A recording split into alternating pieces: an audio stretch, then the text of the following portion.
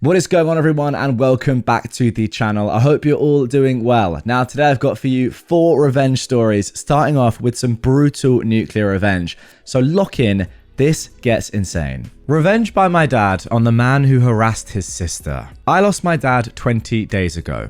The hurt is fresh. Not sure of the legality, but since dad is gone, I guess this story can't harm anyone anymore. That is how you know this is going to be nuclear, when you read a sentence like that. My dad was my hero in more than one way. He was a wonderful storyteller, and there are so many stories about him. Here is one that is my personal favourite. My dad is the youngest of 9 siblings. He had 6 brothers and 2 sisters. He loved his siblings, and as the youngest sibling, he was loved and pampered. One thing that me and him share is our short temper. As a young man, my dad was known to be volatile. When he was 19, his second older sis, let's call her Cami, was married to a military man. He was mostly posted on the border. We are Indians. This meant my auntie Cami was living with her in-laws, like many women in India still do. The problem was her older brother-in-law. Let's call him Alex for a-hole. Alex was a goon, an extortionist, an abuser, and yes, an R-worder. He was scary. He was known for being physically imposing at 6'8". He was well-built and was unbeatable in fights. No woman was safe when he was around. After my aunt Cami got married to her husband, the nasty brother-in-law Alex set his sight on her. He began harassing her, forcing her to sleep with him. The family did nothing to protect her. This went on for weeks. She was tired of fighting and was totally shattered emotionally. One day, she found the courage to talk about it to one of her older nephews, who was 18 at the time. He went home to my dad and broke down about how Cami was suffering and how her honor and life is at risk. This enraged my dad. But he realized that he wouldn't be able to take down the monster that Alex is all by himself. He gathered his friends, his older nephews, and together they hatched a plan. Actually, they had no plan. The plan was just to beat the absolute heck out of Alex, to send him a message, but they wouldn't be able to do this when he was sober. So they waited for the evening when he was usually drunk. My dad and his friends drank as well, for liquid courage. They then waited for him in the dark roads of their village, which still had sketchy electricity. Then they pounced on him as soon as they had the chance. It was 6 young, drunk fools against this one mountain of a guy. While drunk, he was still able to fight well. Alex also had a bunch of minions who, unknown to my dad, were right behind him. It became a free-for-all. My dad, drunk and in the frenzy of the fight, grabbed a piece of wood he found on the road and hit Alex with all his might, straight on the head. And then my dad and his friends ran off because someone had called for backup and these young lads weren't sober enough to come up with a plan or a sane idea. Dad somehow made it home, showered and slept. The next day he told his mum they got into a fight and stuff went down. As he was telling his mum what happened, Dad was informed by his brother that the cops were looking for him. Grandma told Dad to lay low for a bit. Unfortunately, Alex made it to the hospital and was able to give a statement. Dad was on the run for a bit, but later surrendered because, according to him, I was tired of eating terrible food. They, honest to God, surrendered to the cops and demanded a good meal. Wow. The case was dismissed and Alex did manage to live, but he didn't survive for long. The injury my dad gave him chased him to his grave in a few months. This story is something Dad always likes to tell. He has zero remorse for what happened to Alex, because in his words, not a single woman was harmed or abused in their village after this incident. I miss my dad.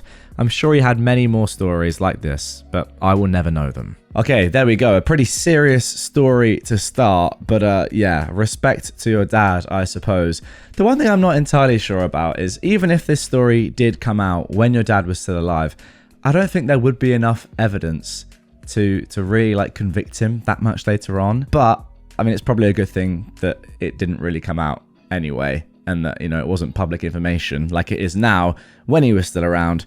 But yeah, I mean, look, I'm not a violent person. I've never been in a fight in my life. But when stuff like this happens, who am I to say that violence isn't the answer? Seriously.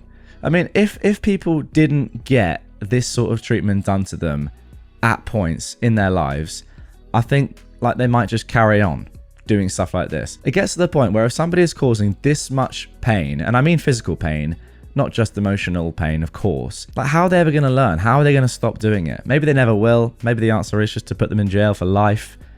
But I don't think that's that realistic. Whereas something like this, It just is. Let me know in the comments down below. What do you think? Is violence? Very rarely, but sometimes the answer? I honestly think it probably is. Being the worst boss ever does not pay off. In the year 2003, the company I was working for closed down, so I sought out new employment. I was a machinist by trade with a great reputation, so it took me less than a day to get a job. We will call the new place Spiral because of the specialized tools they made. Anyway, I started out as one of the operators. The place was owner operated, meaning the owner was there daily. He had a floor supervisor that was actually pretty nice. After I'd been there around a year, the owner and super had a falling out, and the super left. For whatever reason, the owner, we should call him Dan, told me that I was in charge. A little backstory on Dan. He was in his 60s and had started the company out of his garage. He ended up buying a huge chunk of land and turned it into an industrial park, all while in his 20s. By now, he was one of the richest guys in the state. He was also the biggest jerk I had ever met. He treated every employee like garbage, except for me and one other guy. If we dared to talk to each other during work hours, he would scream at us. My promotion kind of financially trapped me. Dan would have no problems talking to me though, and he was the braggy sort of rich guy, while paying us the bare minimum. During our talks, I learned that he cooked his books. You see, the industrial park was owned by an entity that he created, while Spiral was owned by another. He would always make sure that the park entity charged Spiral enough in rent that it looked like the company was barely staying afloat. He also bragged that he'd taken a bunch of industrial waste and buried it on his property at home because it cost so much less. He made my life hell over the next decade, always keeping my pay just high enough that I couldn't afford to leave, while treating me and my guys like trash. I ended up with a 95% turnover rate on employees. I'm not exaggerating. 95% turnover rate. So 19 out of 20 of your employees left. That's mental. We ended up having to go to temp agencies, and towards the end, even they refused to send me people. Wow. I had to do some careful wording, but my duties ended up swelling to the point where I convinced Dan to let me say I was the plant manager. This right here was huge. I have no degree from college, but I now had a title and the experience. I started to look for a job in earnest, and after 6 months, I found one for a lot more money, with benefits. Yeah, Spiral had none. Now, over my time at Spiral, I had seen everyone that gave them notice be told to leave on the spot, and the company that hired me insisted I give them the 2-week notice. So I said I would, but I didn't. At the end of my last day, I sat at my desk and sent an email to the head of OSHA and the state's EPA office, 2 men that I'd gotten to know well. I filled them in on all the violations that Dan had disclosed. I also sent an email to the state's attorney about the books. I left my keys on my desk with a paper under them that simply read, "I quit." I never found out if the state's attorney went anywhere, but the contact at OSHA let me know the company ended up with $150,000 in fines for some willful violations, and the guy from the EPA dug up half of Dan's property before he admitted to where he buried the waste. Last I knew, he ended up in jail. Now, interestingly enough, OP actually said at the top of this one that they originally shared it in Petty Revenge, but they were told they should post it in NuclearRevenge instead. And yeah, this is not Petty Revenge at all. I think you got the wrong subreddit there. I mean, $150,000 in fines is not petty. That is pretty serious. Can't quite get over that turnover rate in employees though. I mean, 19 out of 20 roughly employees leave. You just know that it's probably not the best working environment when that is going on. Goodness me. Okay, now we're shifting things up and moving over to a different subreddit, so these stories probably aren't as nuclear, but don't worry. They are revenge stories, and that is the name of the subreddit, nonetheless. I blackmailed the maintenance man at my grandma's senior centre. Hi, I am a 41-year-old woman. I had to do some community service for a misdemeanor charge I was found guilty of, so I went to the senior centre in my town. Immediately upon arriving and being introduced to the person in charge, aka the maintenance man, he was hitting on me. We did no work at all. We walked straight through the cafeteria and out the back door and sat on a bench where he proceeded to tell me how awful his life was, how he was in a loveless marriage, his wife was handicapped, on and on. I felt bad for him until he started talking about the other girls that came through. They sent him pics and he signed their paperwork to say they did their community service. maybe I wanted to do the same? I don't remember what I said, but I left and didn't go back, pretending it didn't happen. Then I only had a week left in my sentence to have my community service done, and I didn't do any of it. I had 4 out of 40 completed, so I did the only thing I could think of. I texted the maintenance man and told him I wasn't going to send him nudes, but he was going to sign my paperwork, or I would tell his boss and the court what he was doing. So he signed it. Then I told my probation officer not to use them anymore and why. I wanted to call his boss, but never did. I just wanted to make sure that he wasn't taking advantage of the women in that program anymore. Just to clear things up, he is no longer part of the program because I did turn him in the same day I blackmailed him. I regret not doing it sooner, and I regret not telling his employer and his wife.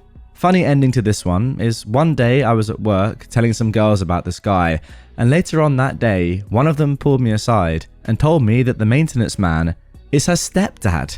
She started crying, saying she knew he was doing this to her mum, but her mum won't believe her, and maybe now she will. I felt terrible for her. I told her to have her mum call me and I would tell her all of it, but I never heard anything, and as far as I know, they're still together, and he still works there. Which sucks, because now I'm 50 and can go there, and it's awesome.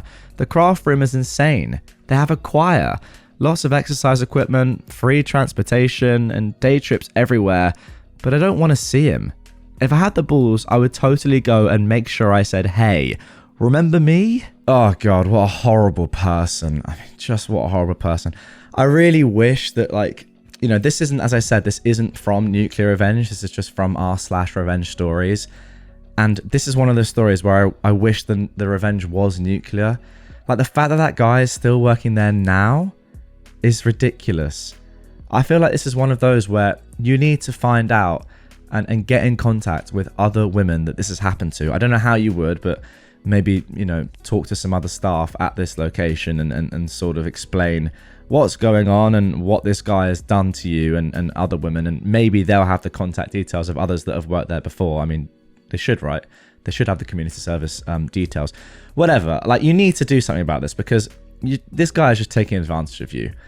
And I sort of get it. Like, if you're someone that has to do community service and this guy's, you know, exploiting you, sure, but like offering you a decent deal, you can do this and get off completely. Don't know, I can't like really blame any of these girls for doing this. It's just so, like, yeah, as I said, exploitative and manipulative and just disgusting. Just very, very gross.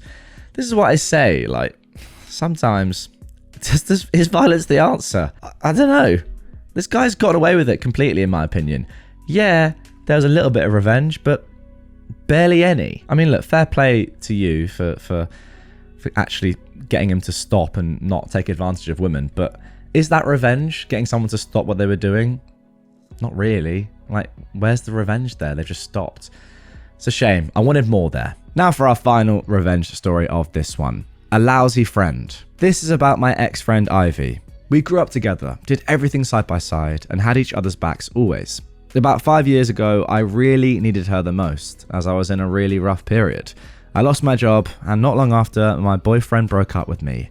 I needed a place to stay for a while as I figured things out. Ivy, who more times than I can count I'd given a place to stay when she was struggling, and when she was going through breakups, couldn't help me this one time I needed her.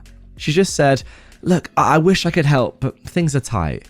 All I needed was a place to stay. I'd pay for everything else I was going to need or use. I managed it somehow with the help of another friend. I found another job, and I was doing okay again. Now, fast forward a couple of years, and I was doing better than ever. Great job, my own place, a solid life. Then, out of nowhere, and after years of no communication, Ivy showed up at my door. Guess what? She needed a place to stay for a few weeks, since she was down on her luck. I just looked at her, thought about all the times I'd been there for her, and all the times she wasn't there for me. Then I smiled and said exactly what she said to me. I wish I could help, but things are tight. It wasn't something huge, but it felt great. Revenge isn't always loud. Sometimes it's just letting people feel the loneliness and absence they once left you with. And there we go. That probably is the moral of the story right there. Look, we started with some nuclear revenge in today's episode, ended with some more minor stuff.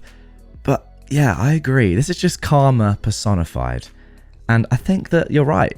It doesn't have to be loud. Revenge doesn't have to be grandiose, crazy, even nuclear. Sometimes it's better to just send a message with something like this. In this case, it's a literal message just saying, you know what? No, you did this to me. I'm doing this to you. How do you like it?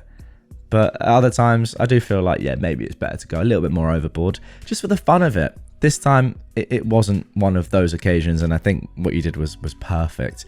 It would have been nice, I think, as well to just, and maybe she did infer this from what you said or the tone of what you said, but you know, you're doing well and you have your own place, and you probably, well, definitely could have taken her in once again. I mean, if you took her in before when things were worse for you, you can definitely take her in now.